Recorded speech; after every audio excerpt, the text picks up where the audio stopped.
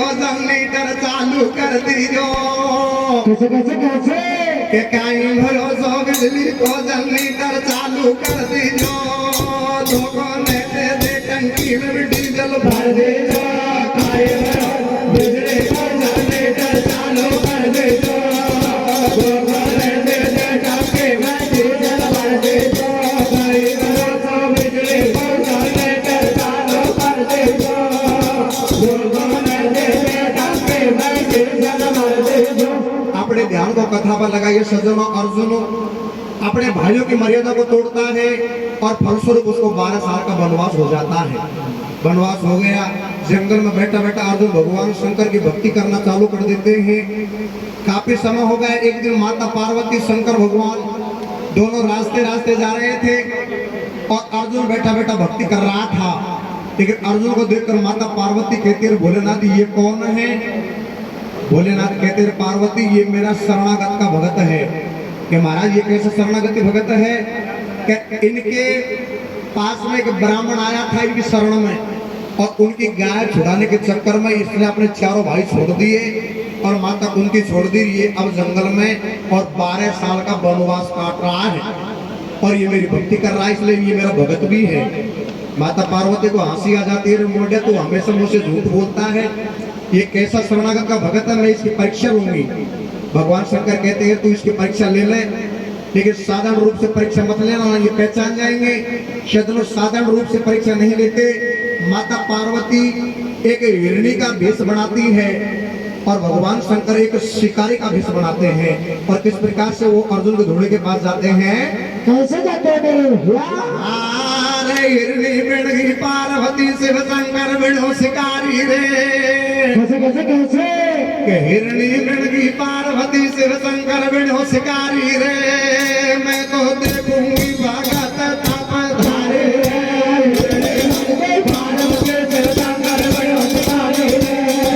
मैं तो देखूंगी भगत तप धारे रे। पार्वती शिव शंकर बिड़ो शिकारी रे।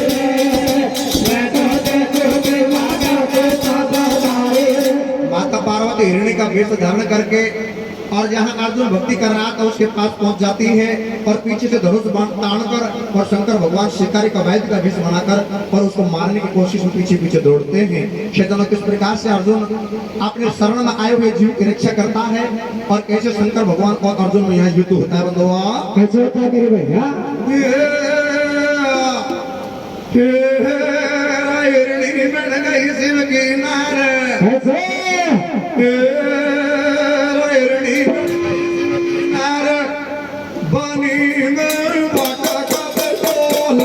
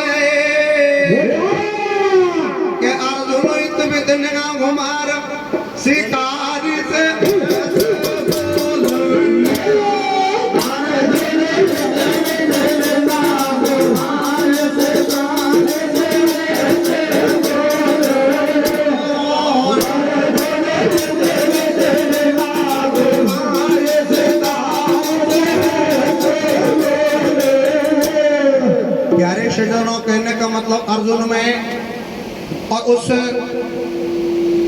व्याध में यानी शंकर भगवान में आपस में झगड़ा चालू होता है। किसके ऊपर? हिरणी के ऊपर। कि वो हिरणी की अपने शरण में आए हुए अर्जुन को जीव की रक्षा करना चाहता है और शंकर भगवान उसको मारना चाहता है। सज्जनों आपस में घोर संग्राम होता है, लेकिन लास्ट में जाकर अर्जुन की हार हो जाती है और शंकर भगवान की जीत हो जाती है। लेकिन इधर शंकर भगवान फिर अर्जुन से कहते हैं, भैया अरे भैया और कोई कमी रह गई तो और कोई जोर लगा लो, मैं तुमसे युद्ध करने के लिए तैयार हूँ। सज्जनों, इधर लाचार अर्जुन और बैठा बैठा एक मिट्टी से एक शिव प्रतिमा बनाता है, एक शिवलिंग बनाता है और उस शिवलिंग की पूजा करता है, उस पर फूल चढ़ाता है। लेकिन आश्चर्य तो जब होता है जब वो फूलों की माला वो मिट्टी की शिवलिंग पर नहीं मिलती, वो फूलों की माला तो सामने शिकारी लड़ाई लड़ रहा था उसके गले में वो मिलती है। अर्जुन समझ गया रे या कोई शिकारी विकारी कोई नहीं, या तो मेरे प्रभु भगवान शंकर है। चरणों में गिर गया रे भगवान मेरी गलती को माफ करो और मैंने आपसे युद्ध कर लिया, आप मेरी गलती को माफ करो, मुझे क्षमा करो। सज्जनों, इधर शंकर भगवान माता पार्वती से कहते हैं पार्वती देख ले, ये मेरा शरणागत का भक्त है, तुझे बचाने के चक्कर में इसने मुझसे युद्ध कर लिया, जान जोखिम में डाल ली, लेकिन वो पीछे नहीं हटा। सज्जनों, माता पार्वती क्या कहती है भगवान शंकर से? क्या कहती है मेरे भैया? वो मैं तो जान गई रे, कैसे?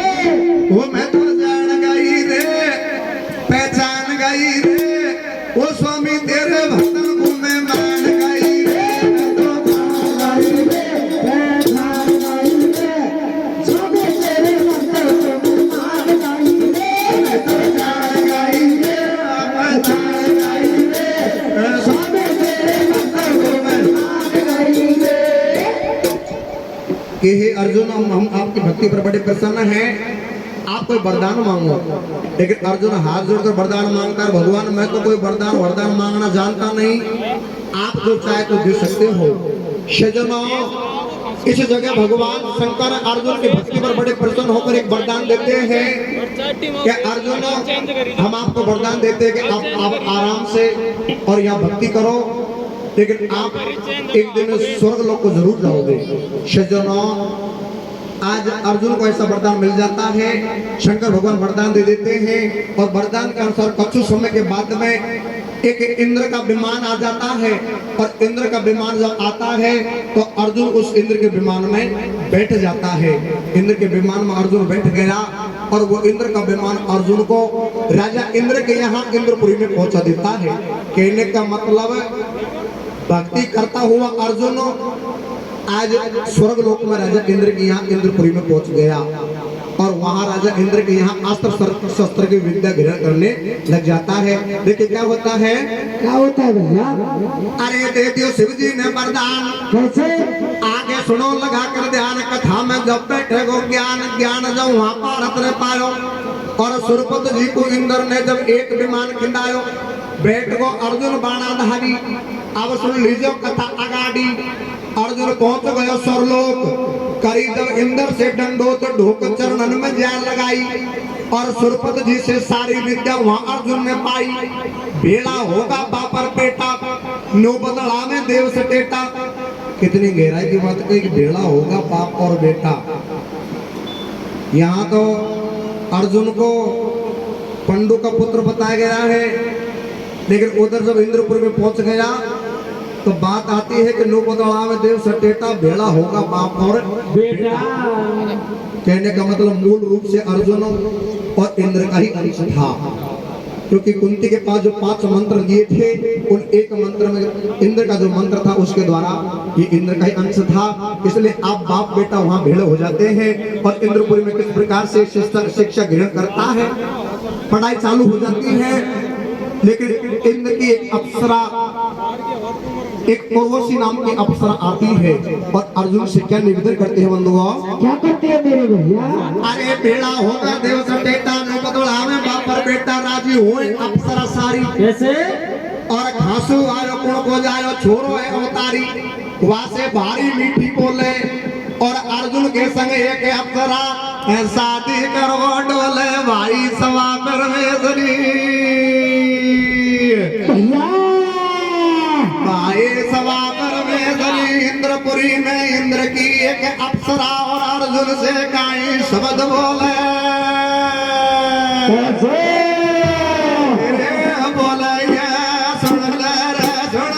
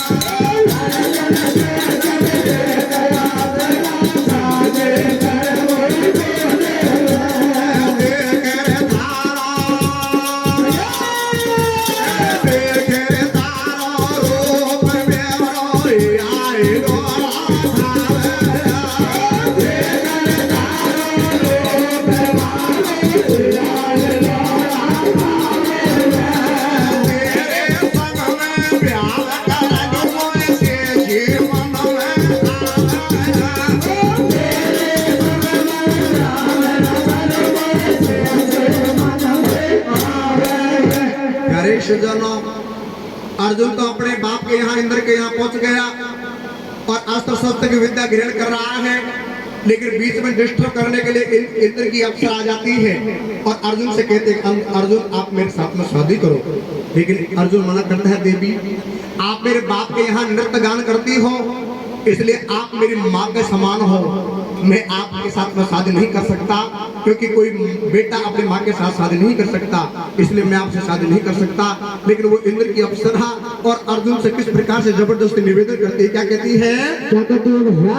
अरे रे रे तेरो मेरो आना जाना को रे, कैसे कैसे मेरे भैया?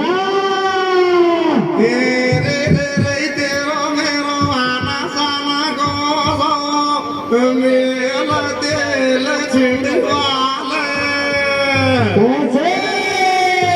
वाले रे परदेसियो फेरा तू तो, कैसे? ओ परदेसियो फेरा तू तो मेरो सना में खाला।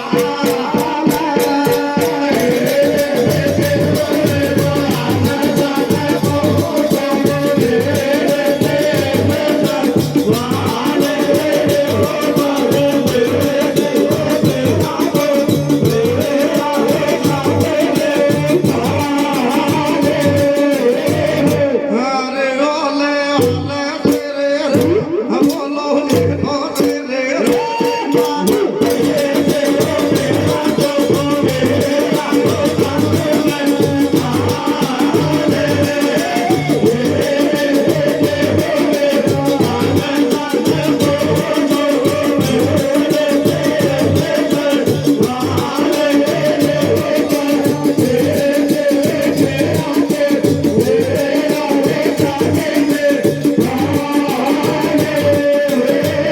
अरे तेरो मेरा हंसन को सो मेल तेल छिड़वा ले, परदेसी फेरा तो मेरे संग में खा ले। लेकिन जब अर्जुन हाथ जोड़कर मना करता है तो वो इंद्र की अप्सरा अर्जुन के लिए एक बहुत भयंकर बहुत भारी एक श्राप दे देती है। क्या श्राप देती है मेरे बाबा? बताओ मेरे भैया।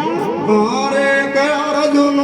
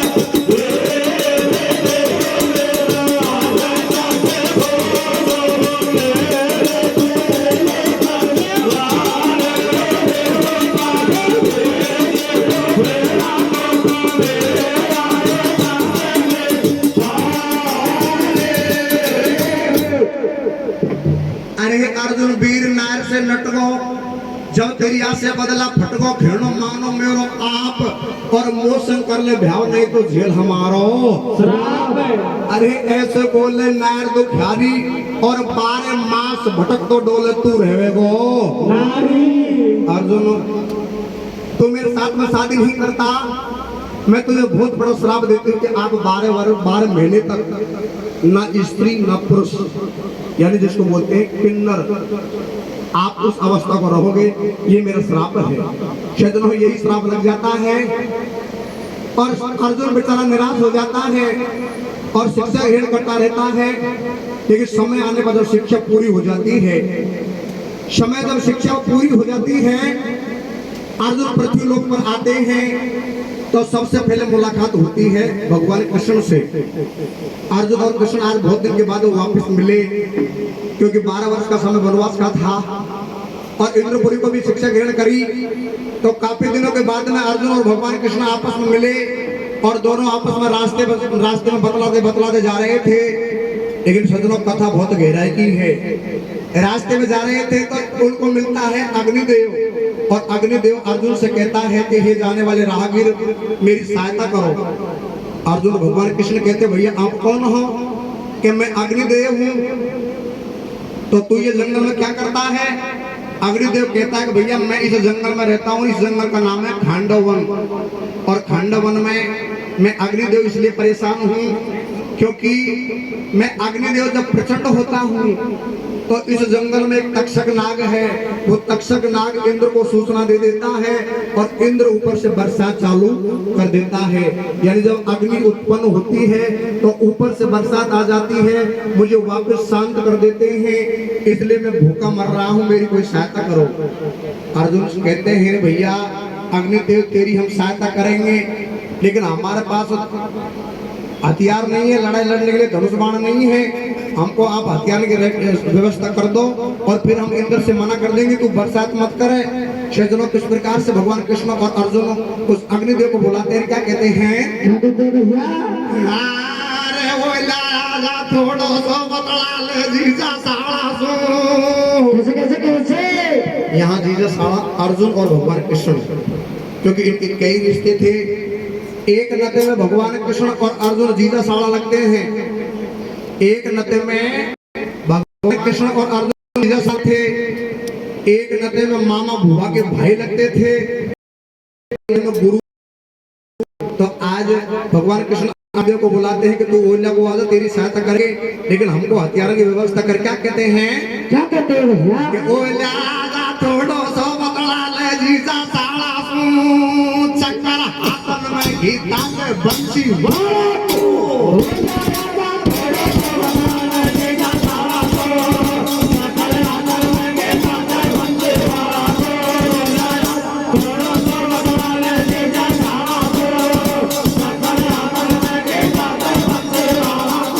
अरे बोले आजा थोड़ो सो बतला ले जीजा साड़ा सू और चक्कर हाथन में घिता दे बंसी।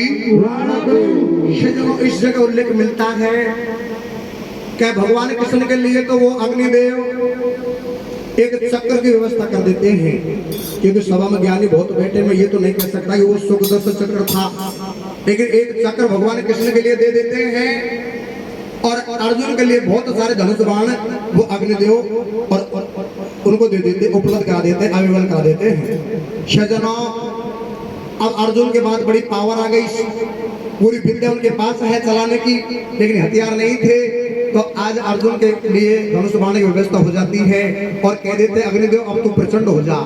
अग्निदेव जंगल में प्रचंड होता है, इंद्र महाराज ऊपर बरसात के लिए तैयारी करता है, लेकिन ऐसे तीर चलाता है अर्जुन के सारे बदल रायकाई हो जाते, एक बूंद भी नहीं आती। कहने का मतलब है इंद्र के द्वारा विद्या दी और इंद्र को यहाँ परास्त करा दिया, इंद्र परास्त हो गया, ऊपर से बरसात नहीं करने देते अर्जुन।